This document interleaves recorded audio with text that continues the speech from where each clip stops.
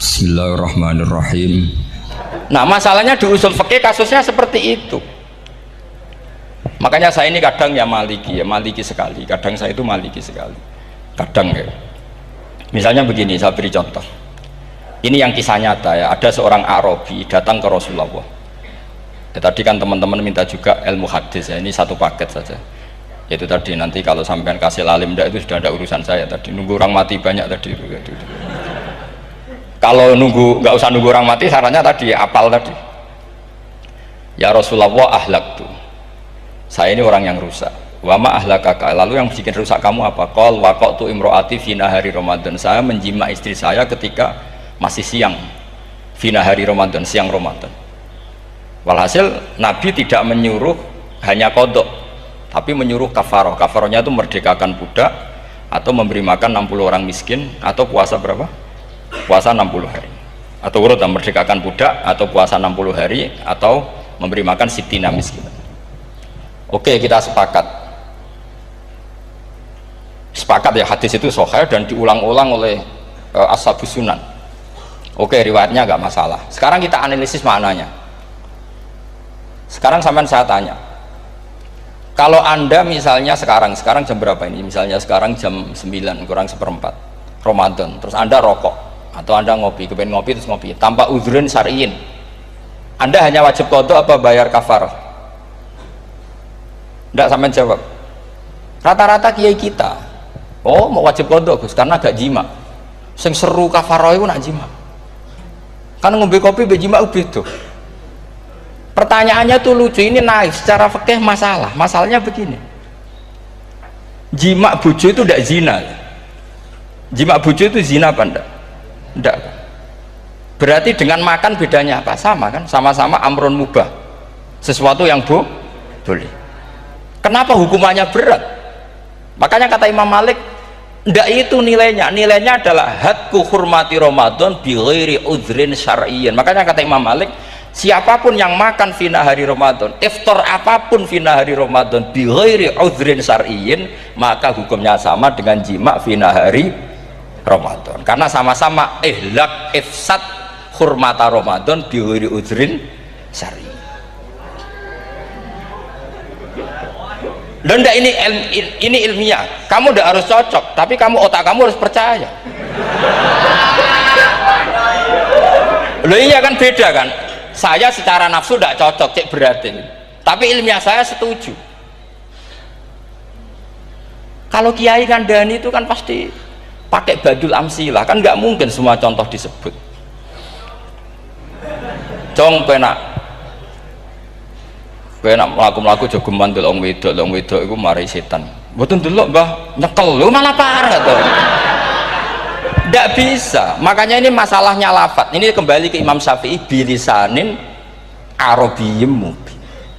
Ketika seorang kiai bilang cung jogeman delok cawe itu adalah mengungkapkan al muharramat, bukan mentaksis yang haram itu hanya melihat. Saya ulang lagi ya, ketika seorang kiai bilang cung jogeman delok wedok sing haram, itu semangatnya adalah melawan keharaman, bukan mentaksis yang haram hanya delok. Itu di Quran normal semua, di semua lugat ya biasa. Itu kan sama seperti misalnya seorang bang ngasih uang cucunya, cung tak kayak duit 100.000, cung gue tuku es, terus gue mendingan nah ragu tuku es haram iki kan ngongkone tuku es, lah kepen putumu mati kan nyeben 100.000 gue tuku es.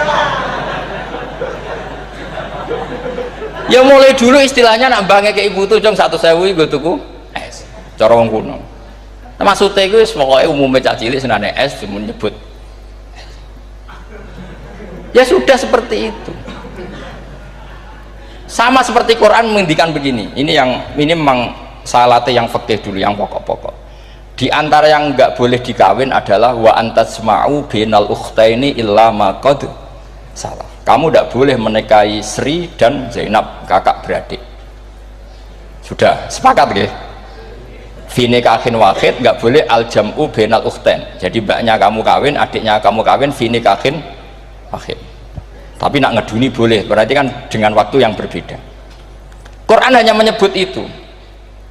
Kemudian Rasulullah zaman Sugeng itu hanya nambahi wala binal mar'ati wa ammatiha wala binal mar'ati wa kholatiha, juga gak boleh menikahi ponaan plus buliknya, baik bulik dari bapak yaitu ammah maupun bulik dari ibu disebut apa? Kholah. Kemudian ulama fikih merasa ada yang kurang, ditambahi lagi dua perempuan yang andekan yang satu itu lelaki kok haram nikah, berarti haram jam'u fi nikahin wahid. Misalnya cucu rabibahnya boleh enggak? Enggak boleh kan? Berarti kalau sampai mengumpulkan cucu dan bahnya fi nikahin wahid juga enggak boleh. Tapi orang yang waras itu tidak akan nyalahkan Quran ketika tidak lengkap. Wa antasma'u binal ukhtaini ila ma qad sal, ini tidak lengkap. Yang haram kan tidak hanya jam'u binal ukhtain, termasuk mengumpulkan cucu dan bahnya, karena Quran nggak mau dengan logika tidak waras itu, tidak mau. Taruh saja orang itu rata-rata bahnya kan umur 70 tahun, cucunya umur 17 tahun, kebayang nggak kamu nikahi sehingga adik kan boleh bareng, pasti kamu milih bareng. Makanya Quran hanya bakas wa antas mau final ukhtain, karena yang mungkin masih menggugah selera itu dua. Tapi kalau cucu sama mbahnya itu, kalau ada yang masih selera kan ya sarap tuh. Tapi fikih sebagai kaidah tetap menerangkan termasuk yang haram jam'u adalah bainal mar'ati wajad dadiha. Paham juga maksudnya? Artinya ketika menyebut itu tidak jaminan merangkum semua hukum, tapi ba'dul amsilah. Fa'innal akila yaktafiya bi isyaratil ba'di, karena orang kalau punya akal diisyarai sebagian sudah paham. Ini penting kalau aturakan, jadi ini penting. Nah bayangkan sekarang banyak gerakan-gerakan ahli Quran katanya, tapi nggak memahami ilmu usul fikih. Qur'ane ra ono ya wis, nang Quran ra ono cerita harame asu, nak ngono asu ya halal, ora ono Qur'ane. Sing ra ono iku tekem ora Quran, kok aneh-aneh.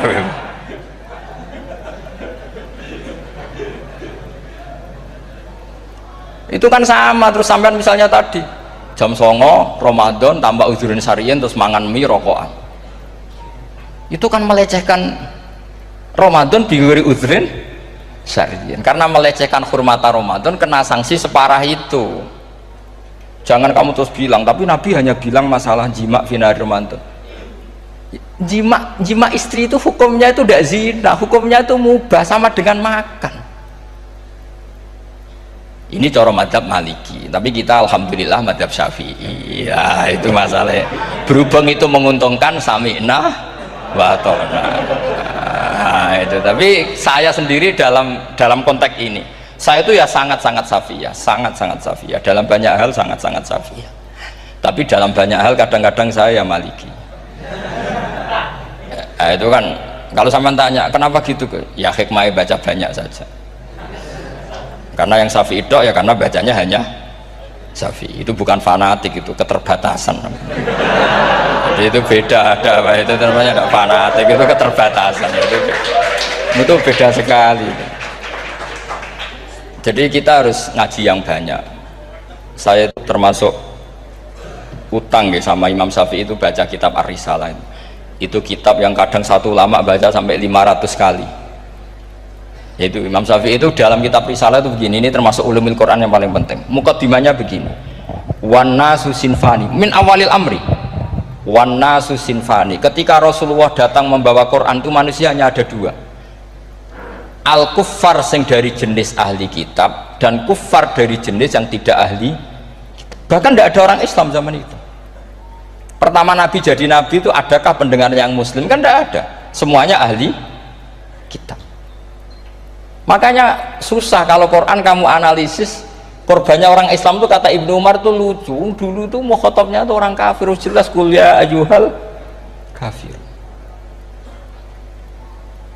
ya ayyuhan nasu ubudu rabbakum alladzi khalaqakum, jelas orang kafir. Karena orang Islam nggak mungkin dikhatabi ubudu rabbakum. Makanya Imam Suyuti kalau nafsir itu ngeper ubudu rabbakum wahiduhu. Tapi kalau mukhatabnya orang Islam dawimu alal ibadah atau dawimu alat tauhid, karena dia tahu kalau mukhatabnya orang kafir ubudu ya masih wahidu, Kalau sudah Islam kok dikhitabi ubudu mudawamah alal ibadah. Itu saking alimnya Imam Suyuti. Ini saya teruskan.